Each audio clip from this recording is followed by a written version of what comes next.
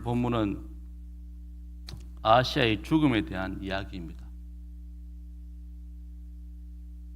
아하시아가 자기가 중병에 걸리니까 살기 위해서 엘리야를 데리고 와서 자기의 있던 생사에 대한 결과를 알고자 합니다. 그래서 3번의 군사를 보냅니다. 근데 앞서 2번의 군사는 앞서 보낸 50부장과 그의 군사들은 하늘에서 불이 내려와서 죽임을 당합니다. 근데 이제 3번째 50부장이 엘리야를 찾아가서 그 엘리야를 이제 아하시아에게 데리고 옵니다. 근데 이 3번째 50부장은 다행히 하늘에서 불이 내려서 죽는 사단을 명합니다. 그러니까 그런 극한적인 상황은 모면하게 됩니다. 13절에 보면 이 3번째 50부장은 앞서 2명의 50부장과 다른 태도를 보입니다. 같은 상황이었는데 앞서 보냄받은 2명의 50부장과 군사들과 같은 상황이었는데 이 3번째 50부장은 다른 결과를 만들어냅니다. 앞서 2 사람은 그냥 일방적으로 왕의 명령을 전달하고 엘리야를 끌고 가고자 그냥 강제 구인하고자 하는 그런 모습을 보였습니다. 근데 3번째 50부장은 왕의 명령을 전달한 것이 아니라 강구하고 있는 모습을 보입니다. 자신과 자신의 부하들을 살려달라고 자신들의 생명을 귀히 여기고 보존해달라고 강구하면서 왕의 부탁을 지금 전하는 모습을 보입니다. 50부장은 일방적으로 앞서 50부장은 일방적으로 명령을 전달하고 그냥 강제로 데려가려고 했는데 이 3번째 50부장은 그런 모습이 아니라 강구하는 모습으로 상황을 바꾸는 것을 우리가 보게 됩니다. 그래서 15절에 보니까 여호와의 사자가 엘리야에게 같이 가라고, 두려워하지 말고 같이 가서 아하시아를 만나라고 이야기합니다. 이전의 50부장들이 엘리야에게 갈 때나 3번째 50부장이 엘리야에 갈 때는 같은 상황이었습니다. 다 같이 왕의 준엄한 명령을 수행해야 하는 상황이었습니다. 그런 같은 상황에서 이 3번째 50부장은 그 엘리야를 만남에 있어서 하나님을 경외하며 겸손한 행동을 통해서 앞서 2명과 다른 모습을 보입니다. 엘리야 앞에서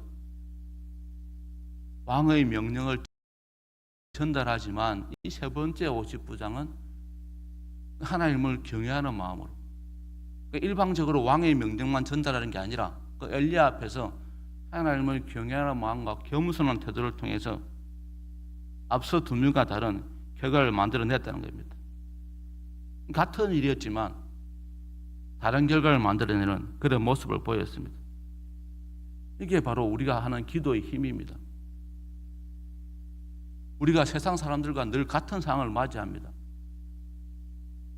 우리가 왜 다른 결과를 낳습니까?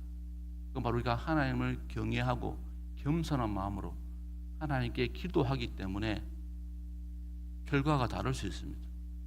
그게 우리가 가진 기도의 힘입니다.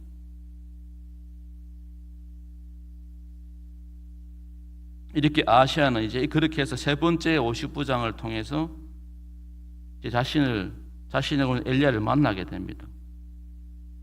많은 희생을 통해서 드디어 엘리야를 대면하게 됩니다. 근데 엘리야가 이미 앞서 7절에서 말한 것처럼 똑같은 말을 반복합니다. 그 왕이 어떻게 해서 그런 긴박한 상황이면, 위급한 상황이면 하나님께 물어야지 왜 에골론에 신하를 보내서 우상에게, 이방신에게, 바알세붑에게 물으려 했습니까? 그것 때문에 하나님께서 당신이 침상에서 내려오지 못하게 할 것입니다 라고 말한 앞서 그 아하시아가 자기가 너무 급해서 이방의 에글론에 자기 신하를 보내서 결과를 알고자 하는 그때 하나님이 중간에 이제 엘리야를 통해서 그걸 막지 않습니까? 경고하십니다. 그때 하신 말씀 지금 16절에 똑같이 하고 있습니다. 그래서 똑같이 하고 있었는데 아하시아가 그걸 무시하고 행동하니까 결국 뭡니까? 하나님께서 아하시아의 생명을 거두어가시는 결과를 보게 하십니다. 중병에 걸린 아하시아가 에글론의 신하를 보내어서 자신에게 되어질 일을 알아보고자 하였을 때 하나님께서 엘리야를 통해서 중간에 그 신하를 만나게 하시고 하나님의 말씀을 통해서 경고하셨습니다. 왜 그렇게 했습니까? 단순히 아하시아가 죽을 것이라는 사실을 말하기 위한 것이 아닙니다. 네 거래 가봐야, 에글론에 가서 물어봐야, 바알세불에게 물어봐야 너는 죽는다는 그 사실을 말하기 위한 것이 아니었습니다. 그건 그런 사실을 알리기 위한 것이 아니라 더 큰 목적은 그냥 경고였습니다. 그리고 그 경고의 목적은 하나님이 엘리야를 통해서 그 경고의 소리를 듣게 한 것은 바로 아하시아가 그 잘못된 길에서 돌이키게 하시기 위한 목적이 컸습니다. 단순하게 너 죽을 것이라는 그 사실을 알리기 위한 것이 아니라 아하시아가 그 경고를 듣고 돌이키게 하시기 위해서 그렇게 하신 거라는 겁니다. 아하시아의 아버지 아합이 그런 일을 보이지 않습니까? 선지자가 아합이 제일길을 갈 때 하나님께서 재앙이 임할 것이라고 말씀했을 때 그때 아합이 겸손히 하나님께 나와서 회개함을 통해서 하나님께서 그 마음을 돌이켜서 그 목숨을 연장시켜 주신 일이 있지 않습니까? 그러니까 지금 아하시아에게도 하나님께서 그런 자기 아버지가 보였던 돌이키는 모습, 그 모습을 원하시고 경고하셨는데, 그런데 이 아하시아는 그걸 깨닫지 못하고 결국 그 경고가 사실이 되도록 만들었다는 겁니다. 다시 세 번째 50부장을 보면 세 번째 50부장은 앞서 두 명의 50부장과 다르게 죽음을 면했습니다. 죽음을 면하고 자기의 사명을 완수한 것을 우리가 오늘 보고 있습니다. 그도 똑같이 앞선 두 사람과 절대적으로 위급한 그런 상황을 가지고 엘리야에게 나아갔는데 하지만 뭐가 달랐습니까? 그는 겸손하게 엘리야에게 자기 부하들의 죽음을 면할 수 있게 그렇게 강구했습니다. 그러니까 아하시아에게도 이런 돌이키는 모습, 회개하는 모습, 겸손하게 하나님께 자기의 상을 강구하는 모습을 보여야 되는데 그게 없었다는 겁니다. 오늘 우리들에게도 하나님이 경고의 말씀을 주십니다. 우리가 사는 날 동안 우리도 이 하나님의 경고의 말씀을 들을 수 있습니다. 그런데 하나님 우리에게 경고하시는 것은 우리를 벌주기 위한 것, 우리에게 재앙을 내리기 위한 것이 아님을 알아야 됩니다. 우리에게 늘 그런 경고를 통해서 우리 삶을 돌이키게 하시기 위한 것입니다.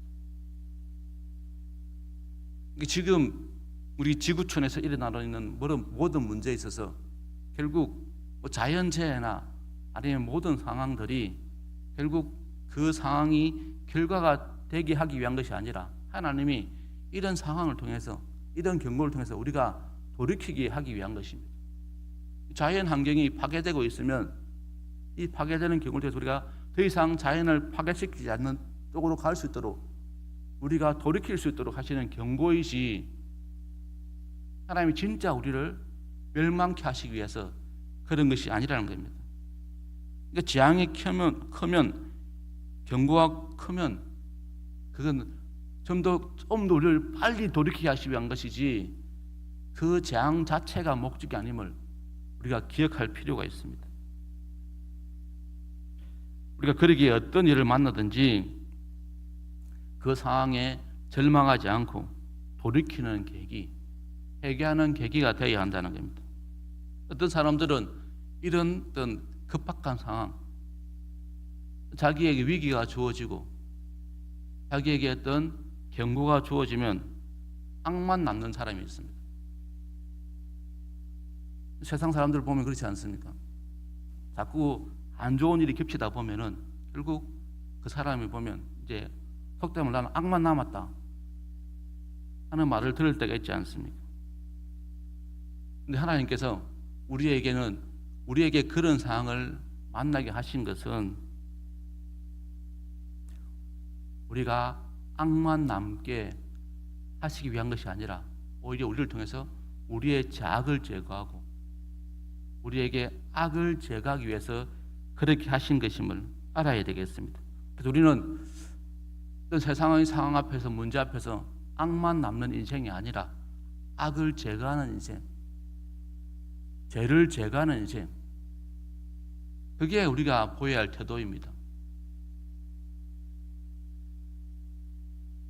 우리가 어떤 답답하면 점집에 갈 것이 아니라 기도해야 됩니다.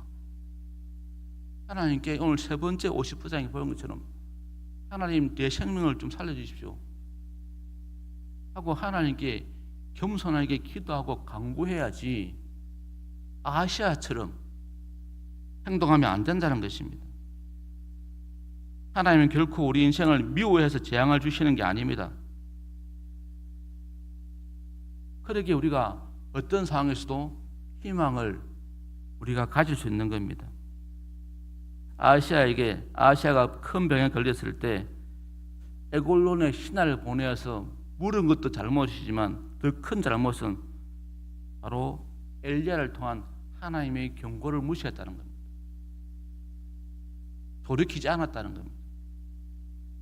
이게 아시아의 가장 큰 문제입니다. 세 번째 50부장은